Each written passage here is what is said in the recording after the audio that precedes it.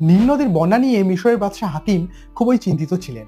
তিনি একজন বিজ্ঞানীকে এই সমস্যার সমাধানের ভার দেন। সেই বিজ্ঞানী পরামর্শ দেন যে নদী এবং খাল কেটে নীল নদের জলকে ধরে রাখা সম্ভব। সেই মতো বিজ্ঞানী পৌঁছলেন কায়রোতে এবং তার পরিকল্পনা অনুযায়ী কাজ শুরু করে দিলেন।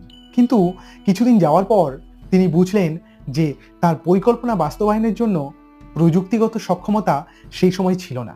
অগত্যা শাসকের ক্রোধ থেকে বাঁচার জন্য তিনি পাগলের অভিনয় করতে লাগলেন। বাদশাহ হাকিম তাকে মৃত্যুদণ্ড না দিয়ে কারাবন্দী করলেন। এই 10 বছরের কারাবন্দী জীবনে এই বিজ্ঞানী পদার্থবিদ্যা এবং গণিতের শতাধিক সূত্র এবং তথ্য আবিষ্কার করেন।